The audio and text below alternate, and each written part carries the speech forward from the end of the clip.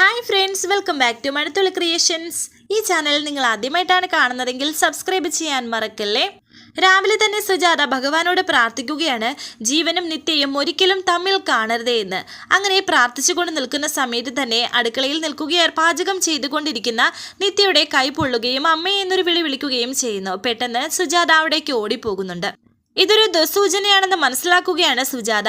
എൻ്റെ കൈ പൊള്ളിയിട്ടും അമ്മയ്ക്ക് എന്താ ഒരു ഭാവവ്യത്യാസവും ഇല്ലാത്തത്, അമ്മ എന്തായി ആലോചിക്കുന്നത് എന്നൊക്കെ നിത്യ ചോദിക്കുമ്പോൾ സുജാതയ്ക്ക് എന്ത് മറുപടി പറയണമെന്ന് അറിയാതെ നിൽക്കുന്നുണ്ട്.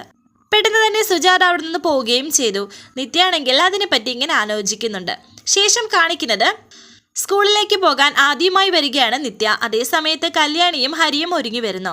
ആദ്യയും നിത്യയും കണ്ടതും ഹരി ചോദിക്കുന്നുണ്ട്, ടീച്ചറെ നമുക്ക് ഒരുമിച്ച് പോകാം, എന്തായാലും സ്കൂളിലേക്കല്ലേ പോകുന്നത്, കാറിലേക്ക് കയറിയാട്ടെ എന്ന് പറയുമ്പോൾ നിത്യ പറയുന്നുണ്ട്, ഒരിക്കൽ ഇത് വഴിമുടക്കിയതാണ്, അതുകൊണ്ട് ഞാൻ ഇനിയിപ്പോൾ ഇതിന് കയറുന്നില്ല, ഞങ്ങൾക്ക് ഞങ്ങളുടെ ഓട്ടോ വരുമെന്നൊക്കെ പറയുന്നുണ്ട്.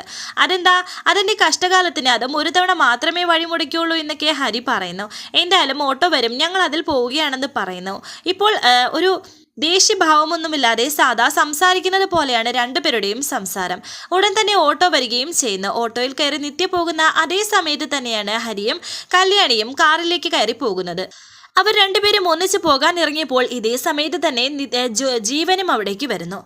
പെട്ടെന്ന് മുകളിലേക്ക് കയറി വന്ന സുജാത ജീവൻ വരുന്നത് കാണുന്നു, നിത്യയും പോകാൻ ഇറങ്ങുന്നത് കാണുന്നു. തമ്മിൽ കാണരുത് എന്ന പ്രാർത്ഥനയുമായി അവിടെ നിൽക്കുകയായിരുന്നു സുജാത. എന്നാൽ അവർ രണ്ടുപേരും പോയി അതേ സമയത്ത് തന്നെ ജീവൻ അകത്തേക്ക് വരികയും ചെയ്തു. രണ്ടുപേരും തമ്മിൽ കണ്ടതുമില്ല. ശരവണനാണെങ്കിൽ ഒരു തൂമ്പ വെച്ച് അവിടെ കിളച്ചുകൊണ്ട് നിൽക്കുകയായിരുന്നു. ജീവൻ അവിടേക്ക് വന്നതിന് ശേഷം ആദ്യം കാണുന്നത് ശരവണൻ ഇങ്ങനെ കിളയ്ക്കുന്ന ആ കാഴ്ചയാണ്. പെട്ടെന്ന് ജീവൻ പഴയ കാലത്ത് ആ കിളയ്ക്കുന്ന ഒരു സംഭവം ഓർക്കുകയാണ്. എന്തൊക്കെയോ ആദ്യം തന്നെ ആ മേക്കപ്പ് സെറ്റ് ഇട്ട് മണ്ണിൽ കുഴിച്ചു മൂടുന്ന ഒരു കാഴ്ചയാണ് ഇങ്ങനെ മനസ്സിൽ തെളിഞ്ഞു വരുന്നത്. ജീവൻ ചെയ്ത ഓരോ സംഭവങ്ങളും ഇങ്ങനെ ഓർത്തെടുക്കുകയാണ് ഇപ്പോൾ ജീവൻ. ആദ്യ കാലത്ത് കാണിച്ചു കൊണ്ടിരുന്ന ആ ഒരു കിളച്ച് മൂടുന്ന ഒരു സംഭവം തന്നെയാണ് ഇപ്പോൾ ആദ്യമായി ജീവന്റെ മനസ്സിൽ തെളിഞ്ഞു വരുന്നത്. ഇപ്പോൾ ശരവണൻ കിളച്ചു കഴിഞ്ഞ് വിശർപ്പ് തുടയ്ക്കുന്നത് പോലെ തന്നെ ജീവനും അന്ന് ഇതുപോലെ കാണിച്ചിരുന്നു. ശരവണൻ ഇങ്ങനെ നോക്കുമ്പോൾ ജീവൻ മുന്നിൽ നിൽക്കുന്നതാണ് കാണുന്നത്. പെട്ടെന്ന് ഞെട്ടി നിൽക്കുകയാണ് ശരവണൻ. സുജാതയും ഇങ്ങനെ ടെൻഷനോടെ നിൽക്കുന്നു. എന്നിട്ട് ശരവണന്റെ അരികിലേക്ക് വന്ന ജീവൻ ശരവണനെ വല്ലാത്തൊരു നോട്ടം. ഇതൊക്കെ ഇങ്ങനെയാണോ പിടിക്കുന്നത്, ദേ ഞാൻ കാണിച്ചു തരാം എന്ന് പറഞ്ഞിട്ട് ജീവൻ നന്നായിട്ട് തന്നെ കുഴിച്ചു കൊടുക്കുകയാണ്. ഇങ്ങനെ വേണം ചെയ്യാൻ, മനസ്സിലായോ എന്ന് പറഞ്ഞ് ചിരിച്ചുകൊണ്ട് തന്നെയാണ് ജീവൻ അത് ചെയ്യുന്നത്. കുറച്ചുകൂടി കുഴിച്ച് ശരിയാക്കി കൊടുക്കുന്നുണ്ട്. എന്നിട്ട് അവിടെ ഒരു ചെടി വെക്കുകയാണ്. ജീവൻ തന്നെ അത് നട്ടു വെക്കുകയും ചെയ്യുന്നു. മണ്ണിട്ട് മൂടുകയും ചെയ്യുന്നുണ്ട്. ശരവണനും സുജാതയും പരസ്പരം നോക്കി നിൽക്കുന്നു. ഇടയ്ക്ക് ശകലം വെള്ളം ഒഴിച്ച് കൊടുത്താൽ മതി എന്നും പറയുന്നു. അമ്മേ ഞാനൊന്ന് കൈ കഴുകിയിട്ട് വരാം എന്ന് പറഞ്ഞ് ജീവൻ അപ്പുറത്തേക്ക് പോയിട്ടും പിന്നെയും ജീവൻ ഒന്ന് തിരിഞ്ഞു നോക്കുന്നുണ്ടായിരുന്നു. സുജാത നോക്കുന്നു എന്ന് മനസ്സിലാക്കിയതും പെട്ടെന്ന് ജീവൻ നടന്നു പോകുന്നു. തുടർന്ന് ജീവൻ ഇപ്പോൾ വീടിൻ്റെ അകത്തേക്ക് വന്നിരിക്കുന്നു. ഓരോ വാതിലും തുറന്ന് അകത്തേക്ക് പോവുകയാണ്. പിന്നാലെ തന്നെ സുജാതയും ജ്യോതിയും പോകുന്നു. ഏട്ടൻ ചേച്ചിയാണ് നോക്കുന്നത് അല്ലേ എന്ന് ചോദിക്കുന്നു. നിത്യ നമ്മുടെ കൂടെ ഉണ്ടെന്ന് ഒരിക്കലും അവന് മനസ്സിലാകരുത് എന്ന് സുജാതയും പറയുന്നുണ്ട്. മോനെന്താ എല്ലായിടത്തും ഇങ്ങനെ കയറി നോക്കുന്നത് എന്ന് സുജാത ചോദിക്കുന്നു. ഒന്നുമില്ലമ്മേ, നമ്മുടെ വീടല്ലേ, എല്ലാ ഭാഗവും ഒന്ന് കാണണ്ടേ എന്നൊക്കെ ജീവൻ. മോൻ ഇവിടെ ഇരിക്കെ നമുക്ക് സംസാരിക്കാമെന്ന് സുജാത. അത് ആരുടെ മുറിയാണെന്ന് ചോദിക്കുന്നുണ്ട്. അത് എൻ്റെ മുറിയാണെന്ന് ജ്യോതി. ഇവളാകെ അലങ്കോലമാക്കി ഇട്ടിരിക്കുകയാണെന്ന് സുജാത പറയുന്നു. അല്ലെങ്കിലും പിള്ളേർ അങ്ങനെയല്ലേ. അങ്ങനെ ഇപ്പോൾ ആ ഡോറ് തുറന്നു നോക്കുകയാണ് ജീവൻ. അവിടെയാണെങ്കിൽ നിത്യയുടെയും ഫോട്ടോ ഉണ്ടായിരുന്നു. പെട്ടെന്ന് സുജാത അവിടേക്ക് വന്നിട്ട് സുജാത ആ ഫോട്ടോ എടുത്ത് മാറ്റുന്നുണ്ട്. എന്നാൽ നിത്യയും ആദ്യം ഒരുമിച്ചിരിക്കുന്ന ഒരു ഫോട്ടോയും ഉണ്ടായിരുന്നു. ജീവൻ തിരിഞ്ഞു നോക്കിയ സമയം കൊണ്ട് ആ ഫോട്ടോയും സുജാത എടുത്ത് മാറ്റുന്നുണ്ട്.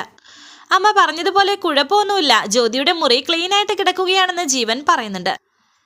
എന്തായിട്ടാ ഇന്ന് ജ്യോതി ഇങ്ങനെ ചോദിക്കുമ്പോൾ ജീവൻ പറയുന്നുണ്ട്, ഒന്നുമില്ല, ഇനി ഇവിടെ വേറെ മുറി വല്ലതുമുണ്ടോ എന്ന് ചോദിച്ചു.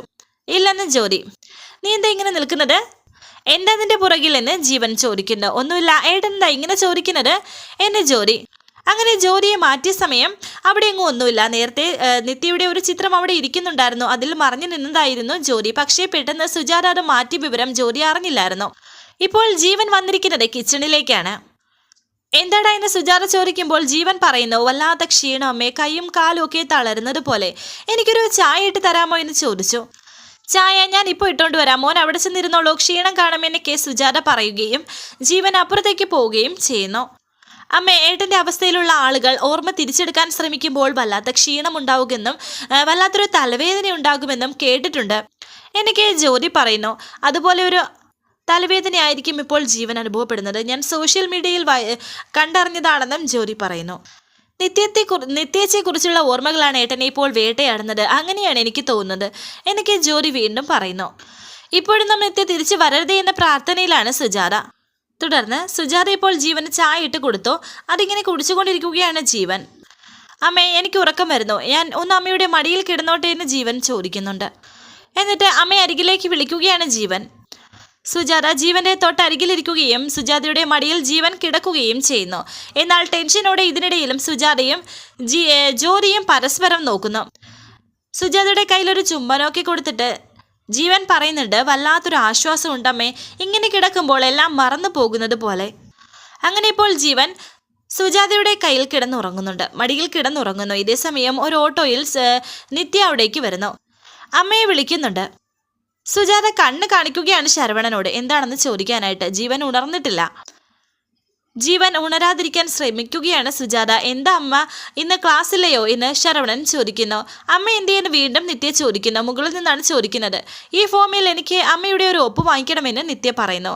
അമ്മ ഇവിടെ അകത്ത് ഉണ്ട്, ആ ഒപ്പ് ഞാൻ ഇട്ടാൽ മതിയോ എന്ന് ശരവണൻ ചോദിക്കുമ്പോൾ നിത്യ പറയുന്നു, എങ്കിൽ പിന്നെ ആ ഓട്ടോയിൽ പിടിച്ച് ഞാൻ ഇപ്പോൾ ഇവിടേക്ക് വരുമായിരുന്നോ? അമ്മ എവിടെയാ, ഞാൻ അങ്ങോട്ട് വരാമെന്ന് നിത്യ. എന്നാൽ നിത്യ താഴേക്ക് വരുമ്പോൾ പെട്ടെന്ന് ജീവനെ അവിടെ കിടത്തിയിട്ട് സുജാത പുറത്തേക്ക് വരുന്നു. എന്താ നീ പോകുന്നത് എന്ന് ചോദിക്കുന്നു. അതും ടെൻഷനോടെ ചോദിക്കുമ്പോൾ അമ്മയ്ക്കിത് എന്ത് പറ്റിയെന്ന് നിത്യ ചോദിക്കുന്നുണ്ട്. അമ്മേ, ഞാനൊരു ആരോഗ്യ ഇൻഷുറൻസിൻ്റെ കാര്യം പറഞ്ഞിരുന്നില്ലേ, ഞങ്ങൾ ടീച്ചർമാർക്കുള്ളത്, അതിൻ്റെ ഫോം കൊടുക്കേണ്ട ലാസ്റ്റ് ഡേറ്റ് ആണെന്ന്. ഇൻഷുറൻസ് അമ്മയ്ക്കും കൂടി ഉള്ളതാണ്, അമ്മയുടെ ഒപ്പ് വേണമെന്ന് പറയുന്നു. എവിടെയാണ് ഒപ്പിടേണ്ടത് എന്നൊക്കെ വലിയ ടെൻഷനോടെ ചോദിക്കുകയാണ് സുജാത. അങ്ങനെ ഇപ്പോൾ നിത്യ അത് കൊടുക്കുമ്പോൾ പെട്ടെന്ന് സുജാത ഒപ്പിട്ട് കൊടുക്കുന്നു. എന്നാൽ പിന്നെ വേഗം പൊയ്ക്കോളാനും പറയുന്നു. വേഗം പൊയ്ക്കോളാനോ, അതെന്തായെന്ന് നിത്യ ചോദിക്കുന്നു. ക്ലാസ്സിലെ നിനക്ക് എന്നെ സുജാത പറയുമ്പോൾ നിത്യ വീണ്ടും ചോദിക്കുന്നുണ്ട്, ക്ലാസ് ഉണ്ടെങ്കിൽ എന്നെ എന്തിനാ ഇങ്ങനെ ഉന്തിത്തള്ളി വിടുന്നത്? ഇതെന്താ ശരവണ അമ്മയ്ക്ക് പറ്റിയത്? ഇന്ന് രാവിലെ മുതൽ എന്തൊക്കെയോ ആലോചിച്ച് കുഴപ്പമായിട്ട് നിൽക്കുകയാണല്ലോ എന്ന്. ഒരു കുഴപ്പമില്ല, നീ പൊയ്ക്കോ എന്ന് വീണ്ടും സുജാത പറയുന്നു. ഇല്ല, ആ കാര്യം എന്താണെന്ന് അറിഞ്ഞിട്ടേ ഞാൻ പോകുന്നുള്ളൂ എന്ന് നിത്യ. ഓട്ടോക്കാരനാണെങ്കിൽ ലോൺ അടിക്കുകയും ചെയ്യുന്നു. ശരി, വൈകുന്നേരം ഞാൻ വരുമ്പോൾ ഈ ആലോചനയുടെ കാര്യം എന്താണെന്ന് എന്നോട് പറഞ്ഞേ പറ്റൂ, ഞാൻ പോവുകയാണെന്ന് നിത്യ. അങ്ങനെ ഇപ്പോൾ നിത്യ ഇവിടെ നിന്ന് പോകുന്നു. സുജാത തിരിഞ്ഞു നോക്കിയപ്പോൾ ജീവൻ ചിരിച്ചുകൊണ്ട് മുന്നിൽ നിൽക്കുന്നു. എന്താ മോനെ, എന്താ നീ എഴുന്നേറ്റത് എന്ന് സുജാത ചോദിക്കുകയാണ്. ഓഫീസിൽ നിന്ന് അത്യാവശ്യമായി പോകണം അമ്മേ, എനിക്ക് അമ്മയുടെ അരികിലിരുന്നിട്ട് മതിയായില്ല, ഞാൻ ജോലി കഴിഞ്ഞ് ഇങ്ങോട്ട് തന്നെ തിരിച്ചു വരാമെന്നും ഇന്ന് രാത്രി ഞാൻ അമ്മയോടൊപ്പം ഇവിടെ തങ്ങാമെന്നും ജീവൻ പറയുന്നു. ശരി അമ്മേ, എന്നാൽ പോകട്ടെ എന്ന് പറഞ്ഞ് പോവുകയാണ് ജീവൻ. ഇതേസമയം നിത്യ ഓട്ടോയിലേക്ക് കയറുകയും ചെയ്തു. ജീവൻ മുകളിലെത്തിയപ്പോൾ നിത്യ അവിടുന്ന് പോയി കഴിഞ്ഞിരിക്കുന്നു. ഒരല്പം സമാധാനമായെങ്കിലും ഇനി എന്ത് ചെയ്യുമെന്നാലോചിച്ച് വലിയ ടെൻഷനോടെ നിൽക്കുകയാണ് സുജാത. ശേഷം കാണിക്കുന്നത് സുജാതയും ശരവണനും ജ്യോതിയും ഇരുന്ന് സംസാരിക്കുന്നു. അതിനിടയിൽ സുജാത പറയുന്നുണ്ട്, നമ്മളൊരു യാത്ര പോവുകയാണ്, അതും 2 ദിവസത്തേക്ക്. ഒളിച്ചോടി നമുക്ക് ശീലമുള്ളതാണല്ലോ അങ്ങനെ ഒരു യാത്രയെന്ന് പറയുന്നു. വരാനിരിക്കുന്ന പുതുപുത്തൻ എപ്പിസോഡുമായി വീണ്ടും കാണാം. Thank you for watching. Please subscribe, like, share my channel.